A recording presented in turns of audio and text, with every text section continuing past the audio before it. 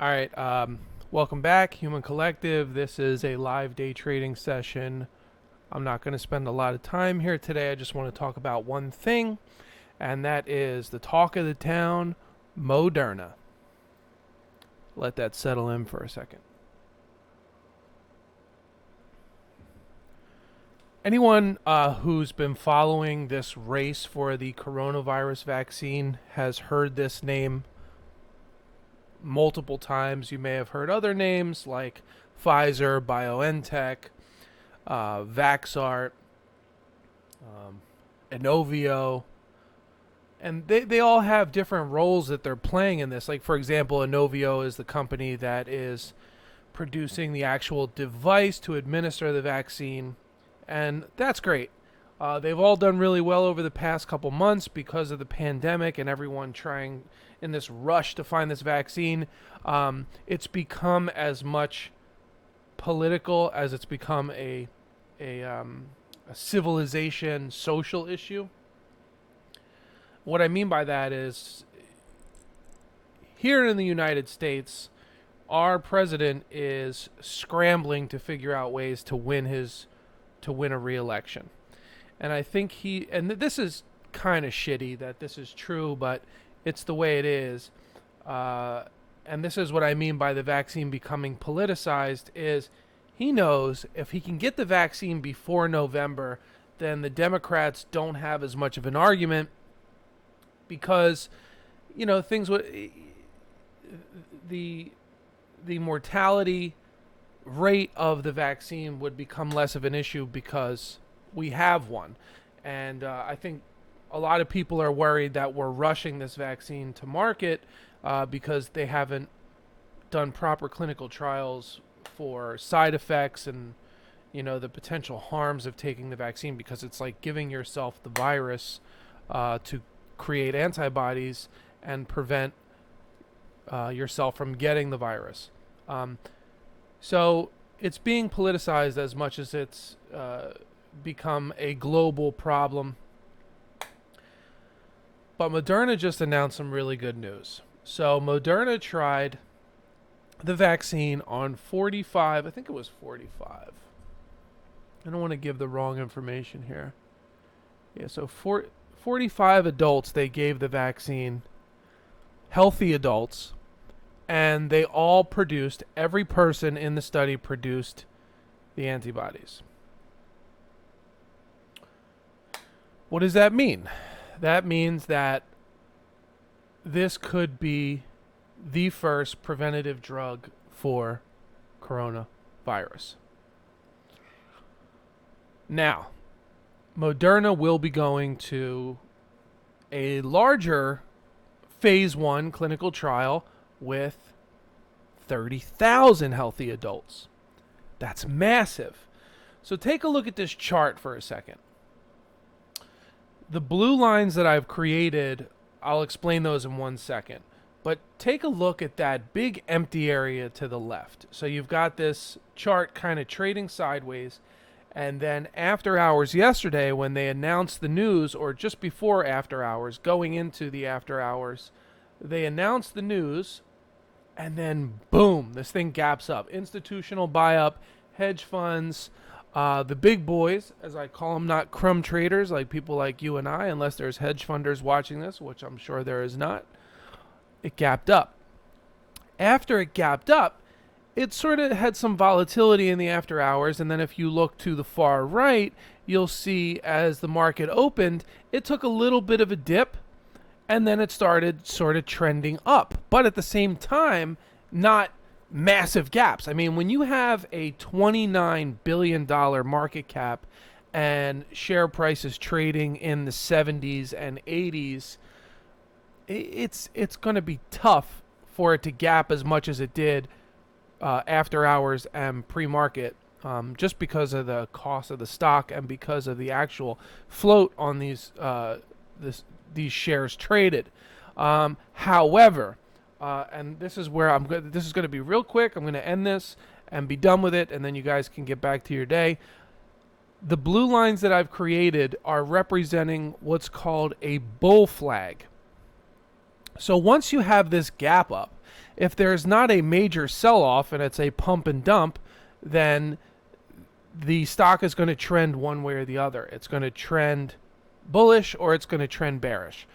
Now, obviously, with that news, it's going to affect the global market. The entire markets have gone green for the most part, other than some industries that are just still affected by a quarantine because of the news of this virus vaccine, which is showing some extremely positive results.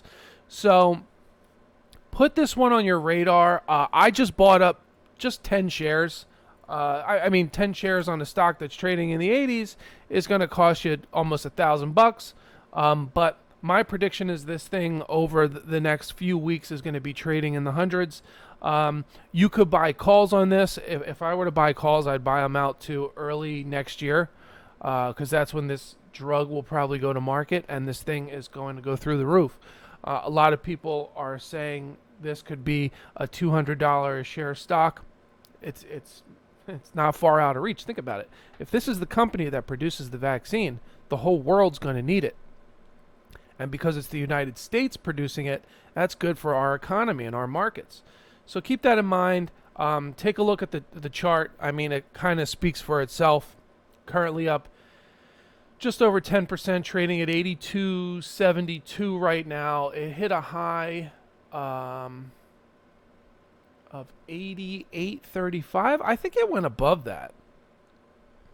I think for a very short time it went into the 90s. Anyway, Moderna.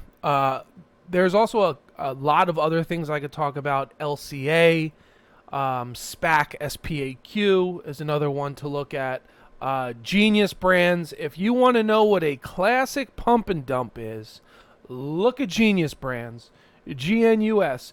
The CEO of Genius Brands over the past month has caused quite a stir up with that stock, and I'm afraid what he's done may have bruised the company maybe throughout the rest of the year. This is something that was trading in the $2 range, and then on getting wind of the news, Genius Brands is like a cartoon entertainment company, made an announcement that there was this huge business development coming. First round, it was Arnold Schwarzenegger was going to play the voice on one of his cartoons. The stock dumped. Then he, a week or two later, said that there was some other great news coming, and that news was that they would be buying up Stan Lee's portfolio post Marvel, and his posthumous, he's dead now. He was old as dirt, but he also was behind some of the greatest characters in the Marvel universe. But no one really knows the characters that he created after that, and that's what Genius Brands bought up. So anyway, the stock rallies leading up to the news, then announces the news, and this guy's he's like the kiss of death to his own stock. He announces the news, which wasn't like a huge, massive business development. I guess it was, maybe from his eyes and from a entertainment perspective, but for the shareholders, they were like, okay, what's it going to take to procure this beyond incubation? 2 years, 3 years? So it would be a long hold if you're going to get in on that. I'm not going to get too heavy into that, but I was one of those dummies that took a position on Genius Brands, and now I'm bag holding contracts that are going to expire on Friday, and I'm probably going to lose some money. So whatever. Moderna, bull flagging. It's just during this broadcast, it dipped 2%, so a little bit more of a sell-off. I think what's happening with Moderna is the people that were in and holding, that have been in this thing since like the 30s or whatever, or even the 50s or 60s, are going, okay, I'm profitable. I made money. How greedy do I want to be? Am I looking for 20%, 30%? You got to choose what percentage your get out is. Or if you're going to be one of these people that supports the creation of the vaccine, I'm one of them. I think it makes more sense to get behind the biotechs that are going to be responsible for getting us out of quarantine, curing the economy. It's massive. This is like a global thing. So don't short biotechs. Just do yourself a favor. If anything, find one that you think is really going to be it. It's probably going to be this one, and that's now, set in stone for me historically because I'm recording this. So I'm saying from my mouth, Moderna is probably going to be the company, the front runner. I know BioNTech and Pfizer, BioNTech being his German therapeutics pharma company backed by Pfizer, they're a front runner. I know they're also in clinical trial stage. They decided not to release the same type of PR as Moderna. Whatever. Our president had a huge press conference yesterday where he brushed on the virus situation and the vaccine situation, saying that we're really close. Again, I don't want to get into the politics behind this. I think it's a shame that this has become politicized, but I think that because it's become politicized, that's also helping with the fast tracking of the vaccine. So yeah, don't short the biotechs. Find the company that you believe in and get behind them, because that's the one thing we can do to contribute to this cure. Not really a cure, but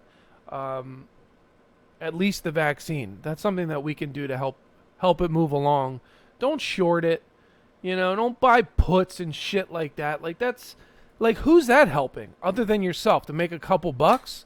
We're in a global pandemic. The entire economy is just slaughtered right now, and this is the cure. This is the cure for the economy. It's the vaccine for the people and the cure for the economy.